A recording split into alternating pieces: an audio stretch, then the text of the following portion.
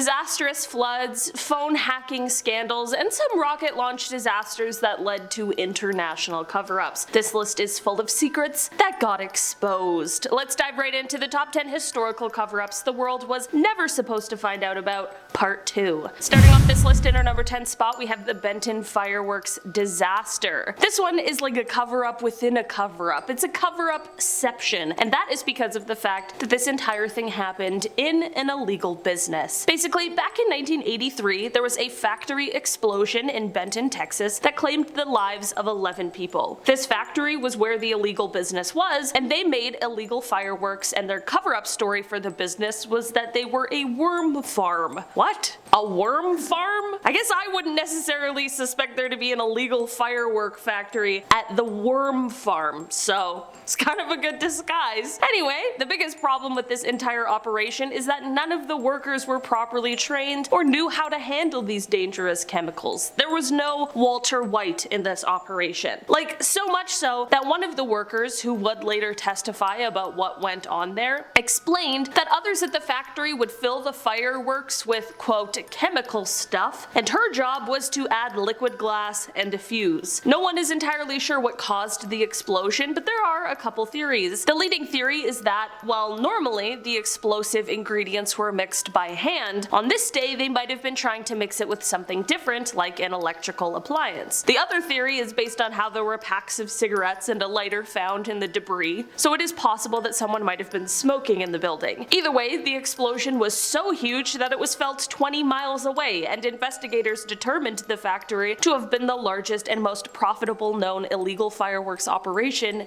in US history. In our number 9 spot today, we have the Burnden Park disaster. This is the name used to refer to one of the worst incidents in all of soccer history, or football history if you want to get really specific. The Burnden Park disaster took place in 1946 when 33 fans died at the stadium one day before the game started. Despite these deaths, the game did start and the players went on and played the game. All the while, these bodies were allegedly just covered up on the sidelines. The thought is pretty horrifying, and it makes you ask, how could this have happened? The thing with this particular game is that it was the first competitive match since World War II, so of course people were excited. So excited that the stadium capacity was 70,000, but 85,000 people showed up. As this surge of people showed up for the game, the crowds began to push through, which led to hundreds of people being injured and the 33 deaths that we already spoke about. Most of the crowd had absolutely no idea what had happened. They didn't know that people had lost their lives, and the players were just told to go ahead and do what they were there to do. This means that while people were laying dead and many more were laying injured, some severely, there were thousands of people who were just completely kept in the dark, and they went on cheering, none the wiser about what had just happened. In our number 8 spot today, we have the Nedelin disaster. Back in the 60s, the Soviet Union had planned to launch Russia's R-16 ballistic missile in July of 1961, but someone had a problem with this. That someone was the commander of the Soviet Strategic Missile Forces, Mitrofan Nedelin, and he thought it would be a grand old idea to push up the launch to November 7th, 1960. It was the anniversary of the Soviet Revolution after all, but of course, rather than anniversaries and celebrations, safety should be at the forefront of something like this. Because of the fact that almost an entire year was shaved off of the preparation time to launch, corners ended up being cut. Even with these corners being cut, workers were still scrambling to get everything finished, with work being completed on the day of the actual launch, even after the rocket was fully fueled. But despite the workers' best efforts to get everything ready in time, things ended in disaster. Some kind of an error led to the second stage rocket firing while being tested before the launch. This means that the second stage one was firing directly into the first stage one, which was full of fuel, and the whole thing turned into one enormous explosion. This meant that everyone who was still working and remotely close to the launch were killed. The camera operator was able to remotely activate automatic cameras set around the launching pad, which caught the entire explosion. The footage showed that people near the rocket were incinerated instantly, while those further away either burned or were poisoned by the toxic fuel component vapors. Of course, this is terrible and tragic, but here's where the cover-up comes in. The The news of the disaster was suppressed for many years, so much so that the government didn't even acknowledge it until 1989, almost 30 years after the incident occurred. It has been reported that even the families of those who lost their lives were made to keep quiet about the entire thing so as to ensure that there were no news leaks. In fact, they were told to tell people that their loved ones had died in a plane crash. That was how far the government was willing to go in order to cover their tracks on this incident. In our number 7 spot today, we have Operation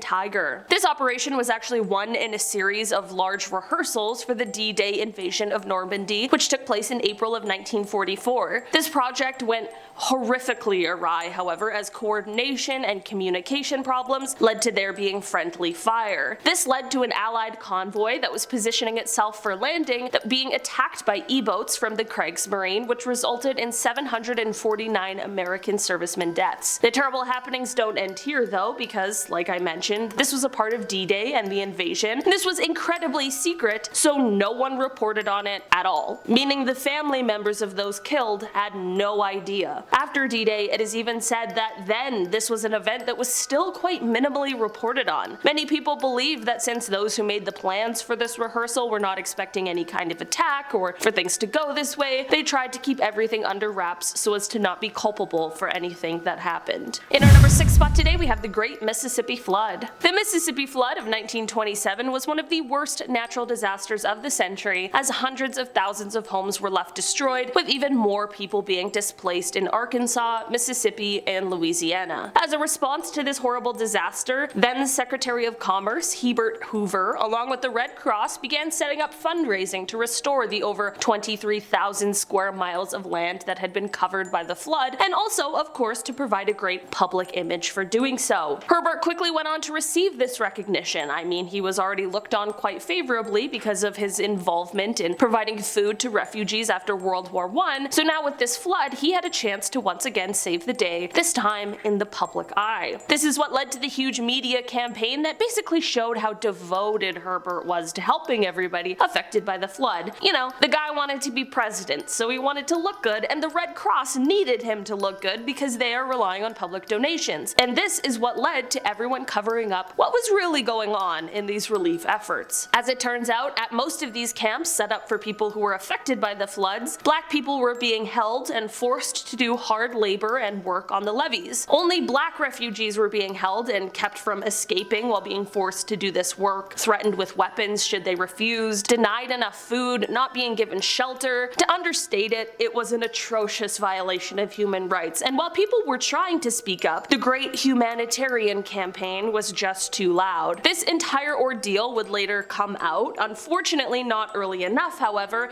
as Herbert would go on to win the presidency 1 year later. There is a really incredible paper that goes into more detail about this insanely unjust cover-up that is titled "The Red Cross is Not Alright," and it was written by Miles McMurtry for Dartmouth College in 2016, and if you want to learn more, it's really well written and it gives an incredibly comprehensive view over what happened and how it affected the race relations at the time. In our number 5 spot today, we have the Xichang rocket disaster. On February 15th, 1996, an attempt to get a satellite into space went horribly wrong. The communications satellite was made by American company Space Systems/Loral, and the rocket to get it there was the largest launch vehicle ever made in China. This rocket, however, failed shortly after the launch took place, which ended in it crashing into a nearby village. After the accident, a state news agency only reported that the launch had failed, but there was absolutely no mention of the subsequent crash and explosion. No one was really informed about this at all until 2 weeks later. That is when a more thorough report was revealed, and it not only identified the cause for the failure, but also explained that there were only 6 people who had passed away, and there were 57 injured, but 49 of them had already gone home from the hospital and were recovering totally fine. Here's where things get tricky. There are many people who believe that this number of only officially 6 deaths was way lower than the number in actuality. Western media has speculated that a few dozen to somewhere around 500 people might have actually been killed in the accident, not only because of the village that the rocket crashed into, to, but also because of the reports that hundreds of people had gathered outside of the center's main gate near the crash site the night before launch. Some authorities and reporters also described seeing dozens of ambulances and many flatbed trucks loaded with what could have been human remains being taken to local hospitals. This has all led to stories of this alleged cover-up. Will we ever know for sure what happened? Only time will tell. In our number 4 spot today, we have the Kyshtym Disaster. The nuclear disaster that you might not have heard of. This disaster was hidden from the public for decades. In 1957, there were some citizens of the Soviet Union who had the option of living in secured nuclear towns. These citizens were picked and needed to qualify, but the perks seemed great. The citizens of them would have better wages, better healthcare and education, just a better quality of living. But there was the obvious potential danger of living over a nuclear site, like Chelyabinsk 40, which was built on top of a dump for plutonium waste. This of course proved to be a horrible problem when the storage facility exploded. The subsequent cloud full of radioactive material was so large it went on to contaminate the 9,000 square miles around the facility. Despite this clearly huge and lethal explosion, no one was notified of it right away. The people in the surrounding area of course knew that something had happened, especially when the military personnel showed up and they were suddenly being told to kill their farm animals and their crops, but no one was entirely sure what, because no one was informing them of why. This blast affected at least 10,000 people who were all left in the dark for quite some time. In the end, it wasn't until 1979 that the disaster became public knowledge. In our number 3 spot today, we have the Fleet Street phone hacking. This is a scandal that started to unravel back in November of 2005 when Clive Goodman, who is the royal editor at the tabloid News of the World, wrote a story about Prince William and a knee injury he suffered. The thing is though, this knee injury hadn't been publicly revealed, which helped the royal family to quickly realize that someone had hacked into the prince's phone, likely his voicemail, which gave them this private story. Scotland Yard of course got involved, which led to them arresting not only Clive, but also Glenn Mulcair, who was a private investigator for the tabloid. In 2007, they both received jail sentences after they told authorities that they had gathered backdoor codes used by networks and used them to hack into and listen to people's voicemails. This isn't where the story ends, however, because in 2009, The Guardian, who was of course a rival of News of the World, revealed that the parent company of the tabloid, News Group International, had paid out over £1 million to settle lawsuits that might reveal the real depth of these phone hacks and other data breaches that they used to their advantage. Then another revelation came in 2011 when The Guardian reported that the police uncovered that the phones of over 5,800 people had been hacked by the private investigator. As a result of all of this coming to light, media mogul Rupert Murdoch ended up shutting down News of the World in 2011, and in 2012 he admitted that there was a cover-up to hide all of this, and he publicly apologized for all that went on. In our number 2 spot today, we have Rathergate. Apparently there's a lot of gate scandals, and this is just one of them. Also referred to as the Killian documents controversy, this whole thing started on 60 Minutes too. They were presented by CBS anchor Dan Rather, and the documents were extremely critical of former President George W. Bush's service in the Texas Air National Guard, and the reason it was such a big hit is because the documents were presented less than 2 months before the 2004 election, which of course could negatively impact his run. Later, however, it was revealed that CBS hadn't done enough to authenticate the documents, and that they were actually forged in order to try and push this controversial story of military service. Instead of just coming right out to say it though, apparently CBS stuck to the story and doubled down and claimed the documents were real and that the story was true. Eventually, especially as other news outlets followed up, the story couldn't go on any longer, and CBS was not only forced to cop up to the mistake, but also most of the staff that worked on the show ended up getting fired as well. In our number 1 spot today, we have the Banqiao Dam Disaster. Back in 1975, when Typhoon Nina struck, the Banqiao Dam was one of several that couldn't stand the storm. As the typhoon hit, there were 65 dams within 3 days that collapsed. It was truly catastrophic, and this left everything headed over to the Banqiao Dam, and despite everything going on, they thought the dam would hold, but of course it didn't. Here's the thing though, not everyone thought it would hold. In fact, hydrologist Chen Xing tried to warn the government that the dam was not being built properly and that it was about to fail. When he tried to ring the alarm, however, he was fired for being problematic. When the dam failed, just like Chen said it would, liters and liters of water washed through the nearest village, absolutely devastating millions of people. Over a week later, 1.1 million people were still trapped. After the disaster, the government remained mostly quiet to to the public and didn't allow any media to make reports. And it actually wasn't until 2005 that the official documents were released, because until then they were considered classified state secrets. It is thought that 85,000 people passed soon after the dam broke, and through famine and disease afterwards, a total of 230,000 lives were lost. Alright guys, that has been our list for today. Thanks so much for checking it out. I've been your host today, Olivia Kozlowski, and I will see you all again very soon. Bye!